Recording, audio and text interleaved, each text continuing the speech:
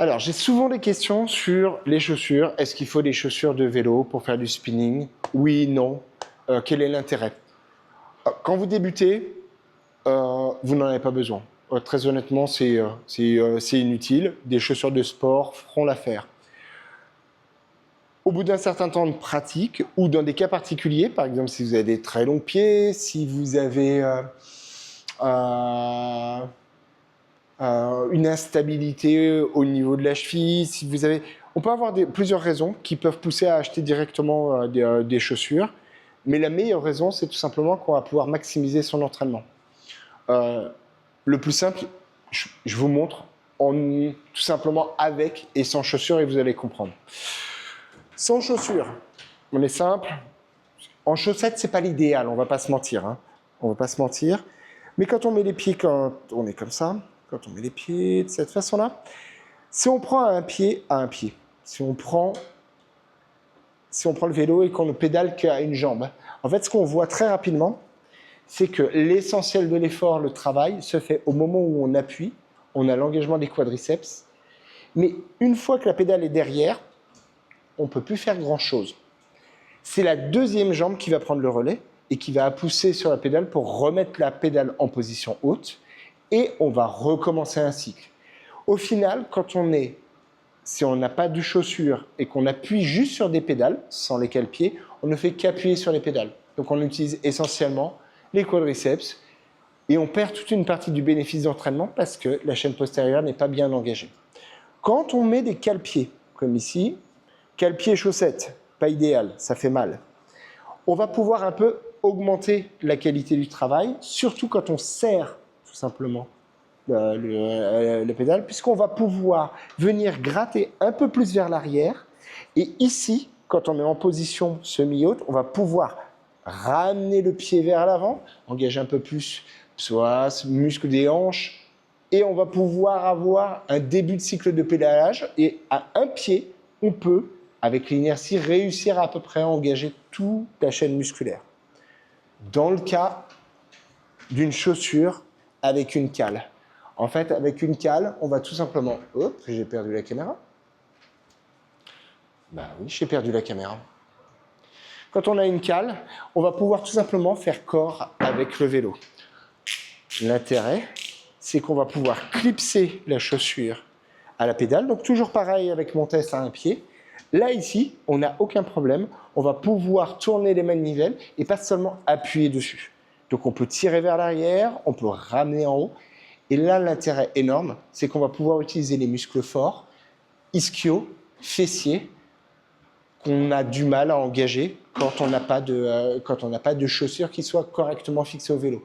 Évidemment, hein, toujours pareil, si vous sanglez bien serrer vos chaussures, vous pouvez avoir 80% du bénéfice. Donc, pensez toujours à bien serrer avec la lanière si vous n'avez pas de chaussures de vélo. Mais avec la chaussure de vélo, comme on fait corps, on est capable vraiment d'activer tous les muscles, dont des muscles forts, puissants, endurants.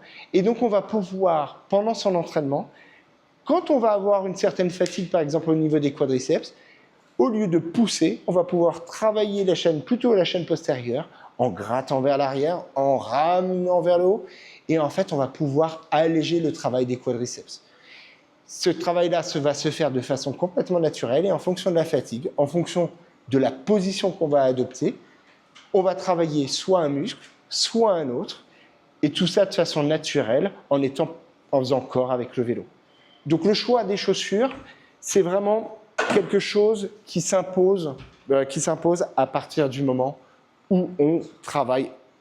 On fait souvent de l'entraînement à vélo.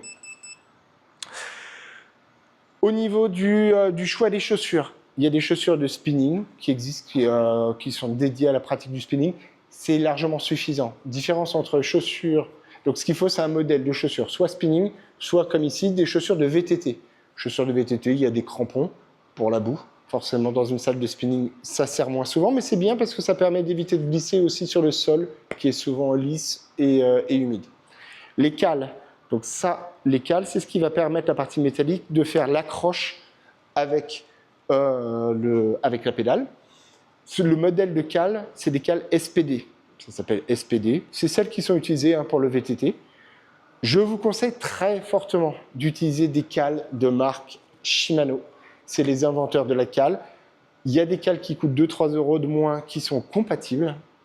Inconvénient énorme, c'est que parfois je vois des gens qui viennent et qui utilisent 2-3 fois des cales compatibles et qui au bout de 2-3 fois les cales sont mangées. Ici, je ne sais pas si on voit, mais celles-là, elles ont 5 ans. Elles sont rouillées, mais elles n'ont aucun problème au niveau de l'accroche. Attention, 2 modèles de cales. Si vous regardez bien ici, je ne sais pas si on va voir, est-ce qu'on va avoir est-ce qu'on a la position non, je ne sais pas si on va le voir. Oh, je remets ma tête. On m'a perdu. On repart. Donc ici, sur celle-ci, c'est des... Hop, je reviens. Ici, c'est avec un petit M. Ça, c'est des cales pour VTT en extérieur. C'est idéal pour du VTT. Le petit M veut dire multidirectionnel. Multidirectionnel, ça veut dire quoi? Ça veut dire qu'elle se déclipse dans n'importe quelle direction. Concrètement, ça veut dire quoi? Ça veut dire que si jamais vous êtes pris en VTT sur un coin et que hop, vous avez besoin de vous dégager rapidement, c'est ce qu'il vous faut. M. En spinning, en 5 ans de pratique, j'ai jamais vu personne tomber encore du vélo. Donc, on n'a pas besoin d'avoir un décrochage rapide et c'est même un inconvénient. Pourquoi? Parce que je ne sais pas si vous l'avez vu ici, je vais le refaire ici. Dans le cas du multidirectionnel, la pédale se clipse facilement, mais il ne faut pas grand-chose pour que le pied parte. Un petit coup de genou sur le côté, vers le haut, ça se déclipse. Quand on va faire du travail de vitesse, de haute cadence, malheureusement, elles vont avoir tendance à se déclipser au plus mauvais moment. Donc, ne prenez pas les cales avec le M, mais prenez les cales sans le M. Voilà, pas les multidirectionnels, donc j'ai pas la référence évidemment. Je vous la mettrai, hein. Je vous la mettrai, mais c'est, il y en a une c'est du 58 et l'autre du 56. Je sais jamais laquelle est laquelle. Ne prenez pas du multidirectionnel. Des cales, les cales ont besoin d'être bien serrées et resserrées régulièrement parce qu'elles peuvent avoir tendance à bouger ou à se desserrer. Pour le réglage de base, il est simple. Je vous montre. Hop, réglage de base. Le réglage, il n'y a pas de réglage là encore. Oups, on m'a perdu. Sujet perdu. Ah oui, je sais qu'on m'a perdu. Donc, sujet perdu, il est là. Donc, ici, au niveau du réglage, il n'y a pas de réglage absolu pour tout le monde, mais il y a un réglage, un point de départ. Le point de départ, tout simplement, je vous montre ici, c'est l'os qui est ici. C'est à peu près là. C'est généralement le point d'appui qui est le plus fort. Ce qu'on veut, c'est simple, hein. C'est l'endroit où on peut appuyer le plus fort, comme si on allait essayer d'enfoncer un clou. Avec quoi est-ce qu'on l'enfoncerait? Ben, ici, c'est quelque part par là. C'est quelque part par là, au niveau du gros os. Vous pouvez affiner ce réglage-là, tout simplement en testant vous-même, hein. Vraiment en regardant à quel endroit vous appuyez. Ce point-là, une fois qu'il est noté, on va le prendre, on va le noter, il est ici. On va faire une marque généralement. Donc là, ici, c'est pour la vidéo. Je vous montre. On va tout simplement mettre sa chaussure et on va repérer à nouveau ce point-là. Cet os-là, en l'occurrence, qui est ici. OK? L'os qui est ici. Et on va aller tout simplement chercher en dessous et on va aller regarder à quel endroit ça se situe par rapport à la cale, par rapport au trou. Les trous sont réglables, on peut faire avant-arrière. Et donc, on va pouvoir régler le centre de la cale, donc là où il y a les 2 vis, tout simplement exactement sur cet axe-là. Attention, il existe des chaussures, j'ai déjà vu des gens venir avec des chaussures tout premier prix, on ne va pas citer de marque, mais c'était chez Decathlon, une 30aine d'euros, chaussures de spinning avec juste 2 trous. Donc, je vous petite photo là pour illustrer. S'il y a 2 trous, ça veut dire que vous ne pouvez pas régler la position de la cale. C'est dramatique parce que si votre os correspond à la position estimée du fabricant et que ça tombe pile aux 2 trous, impeccable. Mais si par exemple vous avez le pied qui est très fin, très long, des orteils un peu plus longs que la normale, et bien là à ce moment-là, la cale elle va être trop en avant ou trop en arrière et vous ne pourrez rien y faire.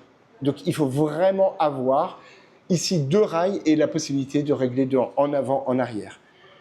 Le réglage de base, donc comme j'ai dit, à peu près à ce niveau-là, au niveau de cet os-là, au niveau de l'os. Ensuite, donc ici, on voit que ça correspond à la position moyenne.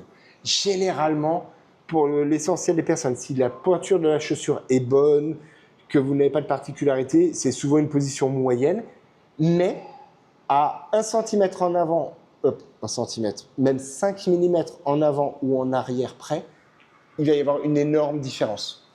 J'arrête pas de me perdre. Vraiment, à quelques millimètres en avant ou en arrière. Donc, comment est-ce qu'on fait pour savoir si le réglage est bon? C'est simple. Si la cale est trop en avant, évidemment, j'exagère ici. Si la cale est trop en avant, quand vous allez appuyer, vous allez avoir tout simplement, même sans appuyer très fort, le talon qui va s'affaisser beaucoup plus. Et quand je dis beaucoup plus, c'est beaucoup plus que la normale. Dès qu'on va vouloir appuyer, on va avoir un phénomène de levier et ça va s'écraser.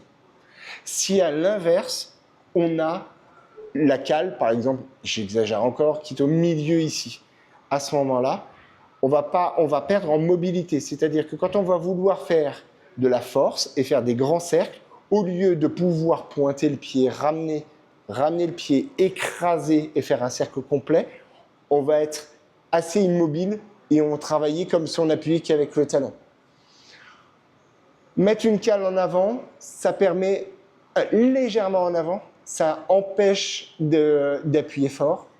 On retrouve ça plus pour les gens qui vont mouliner beaucoup, qui vont pédaler très vite et qui vont vouloir économiser leur quadriceps. Typiquement, des triathlètes, je pense que c'est le cas le plus courant. Si au contraire, on veut mettre la cale en arrière, ça va être le cas par exemple des gens des pistards qui vont avoir des muscles énormes au niveau de la partie haute de la jambe, qui vont écraser très très fort. Et le problème, c'est que s'ils mettent la cale dans une position neutre, quand ils vont mettre toute la force, le talon va s'écraser et ça va solliciter énormément le mollet jusqu'à l'abîmer. Parce qu'ils ont des jambes énormes. Voilà. Donc, ces gens-là ont, chez les pistards, il y a une mode qui a été faite. C'est pas une mode, hein, puisque c'est resté. Les gens vont avoir des supports spéciaux et ils vont avoir carrément la cale qui va être en milieu de pied. Ici, on va rester sur un réglage qui est neutre, comme celui que je vous ai indiqué. Et si, par exemple, vous avez des douleurs aux orteils et que vous avez l'impression de gratter la pédale, il faudra reculer de quelques millimètres la pédale. Si on met la cale un peu trop en arrière, généralement, il n'y a pas de problème, sauf qu'on perd un peu en mobilité. On aura un peu plus de mal à atteindre des bonnes vitesses. Voilà. Quand on travaille juste avec la pointe, moins de force, plus de vitesse. Avec l'arrière, beaucoup plus de force, moins d'agilité. Est-ce qu'il y a d'autres questions? Je pense qu'on a fait à peu près le tour. Si vous avez des questions, vous me les posez indirectement. Et je rajouterai quel Shimano, pas du multidirectionnel. Petite information importante. Dernière information importante, au niveau du choix et du budget de la chaussure.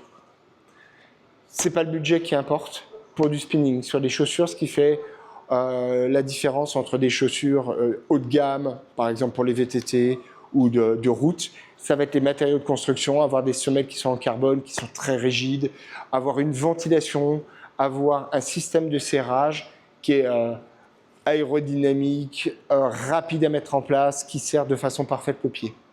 Dans le cas du spinning, tout ça importe peu au final, très très peu. Et donc vous pouvez prendre quasiment n'importe quel modèle pourvu que vous puissiez régler la cale.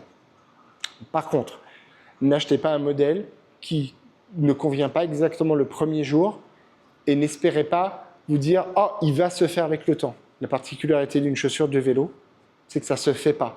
Les matériaux ne sont pas élastiques, les matériaux sont faits pour résister à la force et donc ne vont pas se déformer avec le temps. Une chaussure qui vous convient presque le premier jour, vous conviendra presque après quelques années d'utilisation. Donc, c'est pas bon. Mon conseil, avoir une chaussure qui est donc toujours ajustée dès la première utilisation.